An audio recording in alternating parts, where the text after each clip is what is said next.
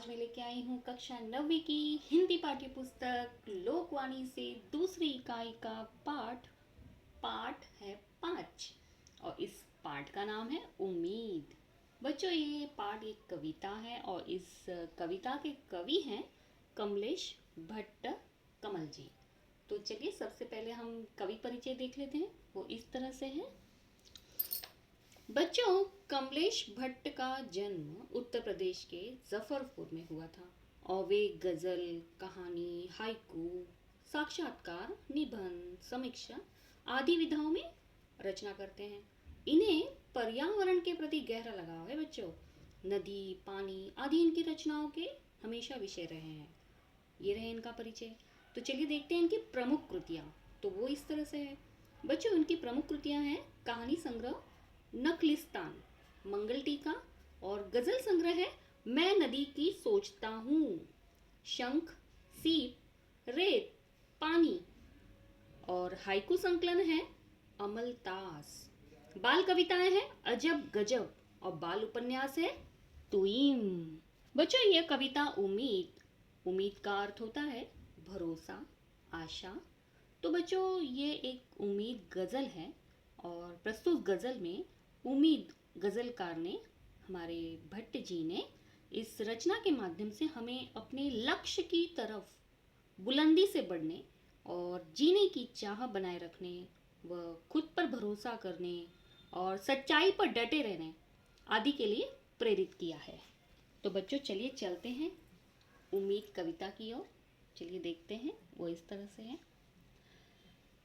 पहली पंक्तियां हैं वो खुद ही जान जाते हैं, वो खुद ही जान जाते हैं बुलंदी आसमानों की, परिंदों को नहीं, परिंदों को नहीं तालीम दी जाती उड़ानों की। बच्चों, इन पंक्तियों का भावार्थ इस तरह से है कि कवि यहाँ पर कह रहे हैं कि पक्षियों को कभी उड़ने की शिक्षा नहीं दी जाती है, वे खुद ही आसमान की ऊंचाई को जान जाते हैं। अर्थात उड़ते उड़ते आसमानों की बुलंदियों तक जा पहुंचते हैं। बुलंदी यानी ऊंचाई, शिखर। तो इस प्रकार वे कर्मठ हैं, यानी अपने काम के प्रति और परिश्रम करते हैं। उसी तरह परिश्रम व्यक्ति को भी किसी सहारे की जरूरत नहीं पड़ती है, वे स्वयं ही हर ऊंचाई को प्राप्त कर लेते हैं। इन पंक्तियों में इस तरह से कवि ने पक्षियों को और मनुष्य को साम्य करते हुए बताया है। बच्चों, अगली पंक्तियां हैं वो इस तरह से है। जो दिल में हौसला हो तो, जो दिल में हौसला हो तो कोई मंजिल नहीं मुश्किल, बहुत कमजोर दिल ही बातें करते हैं थकानों की। बच्चों, इन पंक्तियों का भावार्थ इस तरह से है कि कवि कहते हैं कि यदि दिल में साहस है तो किसी भी लक्ष्य को हासिल करना कठिन नहीं है। थक जाने की बात तो सिर्फ कमजोर दिल वाले ही किया करते हैं। अर्थात जिनके अंदर साहस है उनके लिए हर कार्य आसान है। तालीम यानी शिक्षा कहा गया है। ठीक है, चलिए आगे देखते हैं। अगली पंक्तियां हैं बच्चों इस तरह से हैं। जिन्हें है सिर्फ मरना ही, वो बेशक खुदकुशी कर ले। जिन्हें है सिर्फ मरना ही, वो बेशक खुदकुशी कर ले, कमी को ही नहीं वरना है जीने के बहानों की। बच्चों, इन पंक्तियों का भावार्थ इस तरह से है कि कवि कहते हैं कि जो जीना ही नहीं चाहते, जिन्हें सिर्फ मरना ही है, वे निसंदेह आत्महत्या कर सकते हैं, वरना यहाँ जीने के बहानों की कोई कमी नहीं है। अर्थात जीने की बहुत सारी वजह है कि जिया जा सकता है। कवि इस तरह से यहाँ मनुष्य को समझाते हुए कह रहे हैं। अगली पंक्तियां हैं बच्चों। महकना और महकाना है केवल काम खुशबू का, महकना और महकाना है केवल काम खुशबू का, कभी खुशबू नहीं मोहताज होती कदरदानों की। बच्चों, इन पंक्तियों का भावार्थ इस तरह से है कि कवि यहाँ पर कहते हैं कि खुशबू का काम तो केवल महकना होता है और चारों तरफ वो फैलकर लोगों को अपनी सुगंध से भर देना होता है। खुशबू कभी भी प्रशंसकों की या प्रशंसा से वंचित नहीं होती है। उसी प्रकार यहाँ पे उदाहरण देके कह रहे हैं कि इसी प्रकार मनुष्य को भी खुशबू की तरह गुणी और परोपकारी होकर निस्वार्थ भाव से लोगों का कल्याण करते रहना चाहिए, तो वे कभी प्रशंसा के मोहताज नहीं होंगे। मोहताज यानी वंचित नहीं होंगे, उन्हें किसी की ज़रूरत नहीं होगी। अगर आप में अच्छे गुण हैं तो लोग अपने आप आपकी प्रशंसा करेंगे, आपको कहना नहीं पड़ेगा। तो इस तरह से कवि यहाँ मनुष्य को समझाते हुए कह रहे हैं फूलों के द्वारा। तो अगली पंक्तियाँ देख लेते हैं, वो इस तरह से है।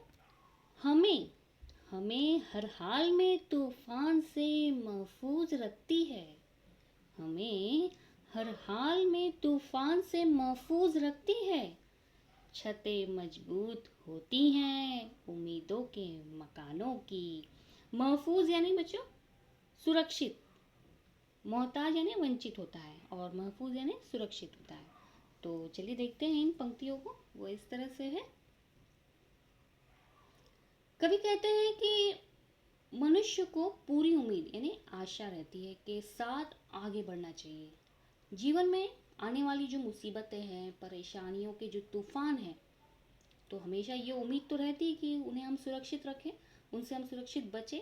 इसलिए मनुष्य को कभी भी निराश नहीं होना चाहिए, क्योंकि क्योंकि उम्मीद की छतें बड़ी मजबूत होती हैं। उम्मीद तो रखनी ही होती है, हमें आशा होती ही है, तो उसे हमेशा मजबूत बनाए रखना होता है। इस तरह से कवि यहाँ पे हमें प्रेरणा दे रहे हैं और हमें मजबूती से अपने परेशानियों का सामना करने के लिए प्रेरित कर रहे हैं। अगली पंक्तियाँ देखते हैं, वो इस तरह से है। कोई पक्का इरादा क्यों नहीं है? कोई पक्का इरादा क्यों नहीं है? तुझे खुद पर भरोसा क्यों नहीं है? बच्चों, इन पंक्तियों में कवि कहते हैं कि मनुष्य से कहते हैं कि जीवन में कुछ करने के लिए या लक्ष्य प्राप्त करने के लिए तुम्हारे अंदर एक पक्का इरादा क्यों नहीं है, कि तुम्हें अपने आप पर भरोसा क्यों नहीं है। अर्थात मनुष्य में आत्मविश्वास का होना बहुत ज़रूरी है। इरादा होना यानी पक्का फैसला होना, विचार होना, ये बहुत ज़रूरी है आपको आगे बढ़ने के लिए, सफलता के लिए। तो कवि यहाँ पर इस तरह से आत्मविश्वास को जागरूक करने के लिए कह रहे हैं। चलिए देखते हैं अगली पंक्तियाँ, वो इस तरह से है। बने हैं पाँव चलने के लिए ही, तू उन पाँवों से चलता क्यों नहीं है? बच्चों, इन पंक्तियों में कवि कहते हैं कि मनुष्य से कहते हैं कि तुम्हें चलने के लिए दो पैर बने हैं, अर्थात ईश्वर ने तुम्हें दो पैर दिए, तो तुम उन पैरों पर चलते क्यों नहीं हो? यहाँ कवि का तात्पर्य यह है कि वो कहना चाहते हैं कि तुम अपने पैरों का उपयोग करके अपने लक्ष्य को क्यों नहीं प्राप्त करते हो। अर्थात मनुष्य को आत्मनिर्भर होने के लिए कवि यहाँ पर कह रहे हैं कि अपने पैरों पर खड़े होना यानी अपने कार्य को स्वयं करने के लिए कह रहे हैं। इस तरह से कवि मनुष्य को आत्मनिर्भरता की सीख यहाँ पर दे रहे हैं। तो चलिए देखते हैं अगली पंक्तियाँ, वो इस तरह से हैं। बहुत संतुष्ट है हालात से क्यों, तेरे भीतर भी गुस्सा क्यों नहीं है? बच्चों, इन पंक्तियों में कवि कहते हैं, मनुष्य से कहते हैं कि तुम अपनी परिस्थितियों से बहुत संतुष्ट क्यों हो? तुम्हारे भीतर भी कुछ कर गुजरने का, अर्थात उन्नति करने का जो जोश है, गुस्सा है, आक्रोश है, क्यों नहीं है?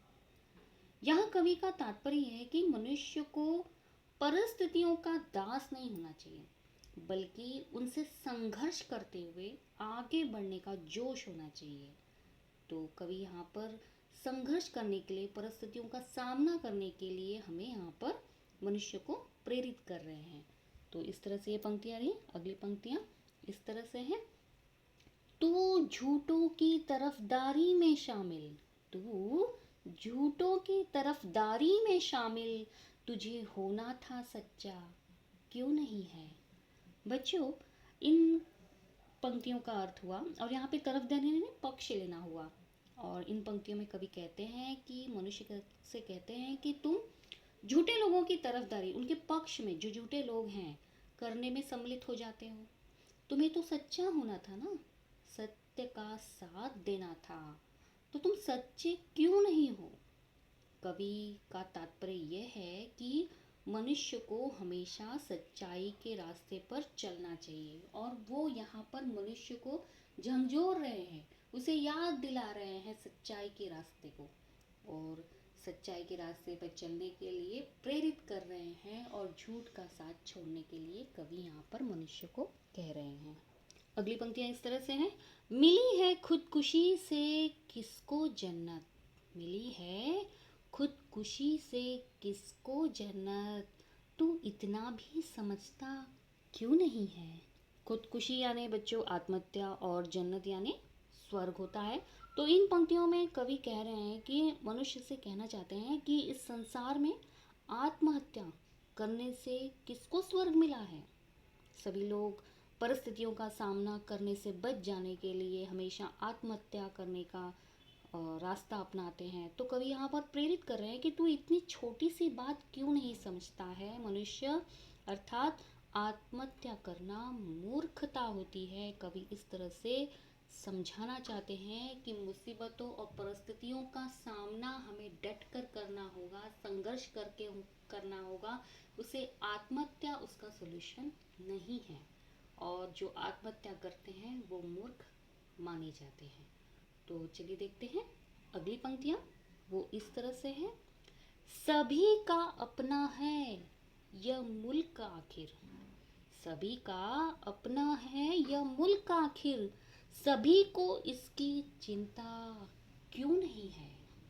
बच्चों यहाँ पर मुल्क यानी अपना वतन, अपना देश, उसे कहा गया है। तो चलिए देखते हैं कवि यहाँ पर इन पंक्तियों में क्या कहते हैं। कवि कहते हैं कि ये देश सबका है, अपना देश है, और इसकी उन्नति के लिए, इसकी प्रगति की चिंता सबको करनी चाहिए।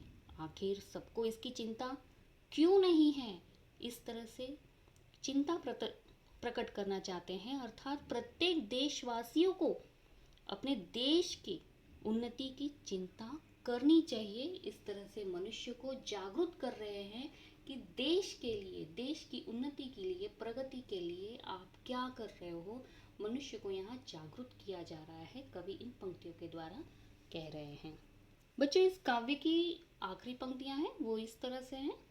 किताबों में बहुत अच्छा लिखा है, किताबों में बहुत अच्छा लिखा है, लिखे को कोई पढ़ता क्यों नहीं है, लिखे को कोई पढ़ता क्यों नहीं है।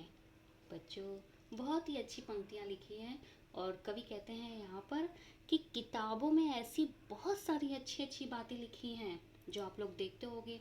आपके पाठ्यक्रम में कितनी अच्छी अच्छी बातें होती, कितनी अच्छी काव्य होते हैं, कहानियाँ होते हैं, उससे हम प्रेरित होते हैं, उससे हम सीख मिलती हैं। तो हम पढ़ते क्यों नहीं हैं, क्यों उन्हें नहीं अपनाते हैं अपने जीवन में। इन लिखी हुई बातों को कोई पढ़ता क्यों नहीं है, कवि को इस चिंता ने ग्रस्त किया है। अर्थात मनुष्य को किताबों की अच्छी बातों को पढ़कर उन्हें अपने व्यवहार में लाना चाहिए। इस तरह से मनुष्य को समझाने की कोशिश की जा रही है। हमारे आपके जैसे जो विद्यार्थी हैं और कई जन हैं जो किताबों की बातों को भी नहीं समझते, सिर्फ मार्क्स लाने के लिए या फिर आगे बढ़ने के लिए, सफलता के लिए सिर्फ पढ़ी जाती हैं और उसे अपने व्यवहारिक जीवन में उतारा नहीं जाता। तो कवि यहाँ पर मनुष्य को झंझोर रहे हैं, समझा रहे हैं कि किताबी बातों को भी कभी कभी अपने व्यवहारिक जीवन में उतार लेना होता है। उससे अच्छा ही होगा, सफलता ही मिलेगी, सारी बातें अच्छी ही होती हैं। तो यहीं पर ये काव्य, ये शेर, गज़ल जो हमारी है उम्मीद समाप्त होती है। और उम्मीद करती हूँ कि आप लोगों को ये उम्मीद कविता से ज़रूर कुछ न कुछ सीख मिली होगी। आप सभी जानते हैं हर पंक्तियों में कवि ने कुछ न कुछ मनुष्य को समझाने की कोशिश की है, किस तरह से संघर्ष करने की कोशिश की है, कि किस तरह से उन्नति की जाए। आत्महत्या के बारे में कहा है, सत्यता के बारे में कहा है, और अपने गुणों को उजागर करने के लिए कहा है, और मुसीबतों का सामना करने के लिए कहा है। तो इन सारी बातों को आप ज़रूर अपने जीवन में अपनाएं, और उम्मीद करती हूँ कि आप लोगों को ये मेरी वीडियो अच्छी लगी होगी। मेरा ये छोटा सा प्रयास था। आप इसे, अगर आपको अच्छी लगी है तो इसे आगे ज़रूर शेयर करें दूसरे विद्यार्थियों को। और फिर तब तक के लिए फिर मिलते हैं अपनी नई वीडियो के साथ। तब तक के लिए धन्यवाद।